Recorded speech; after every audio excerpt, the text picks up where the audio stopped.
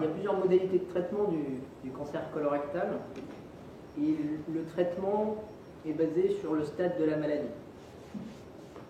Un cancer peut évoluer, limité au niveau de la paroi du côlon. Le traitement peut reposer soit sur un traitement endoscopique avec une résection du polype, ou soit un traitement chirurgical quand le polype est volumineux. Donc là, soit c'est mon collègue de gauche qui va intervenir si la lésion est superficielle, soit c'est mon collègue de droite qui va couper une partie du côlon pour retirer la tumeur.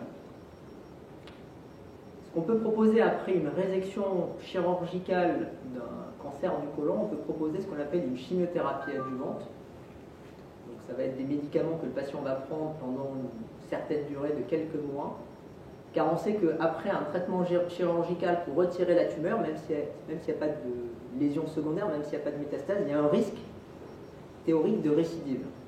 Et afin de faire diminuer ce risque de récidive tumorale, on fait un traitement complémentaire de chimiothérapie après l'intervention chirurgicale.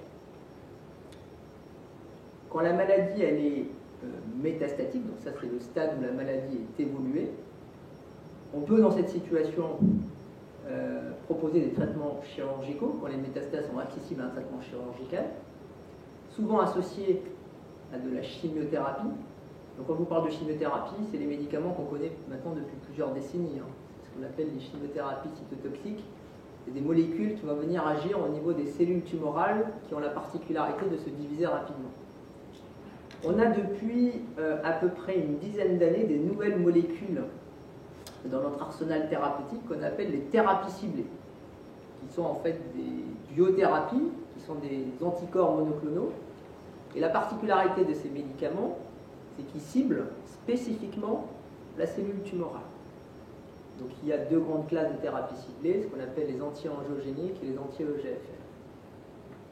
Et puis récemment, il y a un paradigme avec l'immunothérapie, où le but de l'immunothérapie, c'est de stimuler le propre système immunitaire du patient pour l'éduquer contre les cellules tumorales. Donc c'est plus en fait les médicaments qui vont être dirigés vers la cellule cancéreuse, c'est un médicament qui va stimuler le système immunitaire de l'individu pour que ce système immunitaire aille détruire les cellules cancéreuses. Alors on entend beaucoup parler de l'immunothérapie, effectivement ça a bouleversé l'arsenal thérapeutique du cancer. Et dans le cancer colorectal, l'immunothérapie a été évaluée. Et l'immunothérapie semble fonctionner pour une sous-population de patients avec un cancer colorectal. Elle ne marche pas chez tous les patients qui ont une tumeur colorectale. Elle marche pour une sous-population de patients qui ont ce qu'on appelle un cancer colorectal avec ce qu'on appelle une instabilité des microsatellites. Donc c'est une particularité biologique du cancer. Cette particularité biologique, en réalité, elle se manifeste par le fait que la tumeur, il y a plein de lymphocytes autour de la tumeur. Mais ces lymphocytes sont inactivés par la tumeur elle-même. Et quand on donne de l'immunothérapie, en fait, on réveille ces lymphocytes qui sont nombreux autour de la tumeur. Et en les réveillant, en fait, on permet de détruire la cellule tumorale. Donc l'immunothérapie, oui, ça marche dans le cancer colorectal, mais que pour un sous-groupe de patients qui ont une particularité biologique spécifique.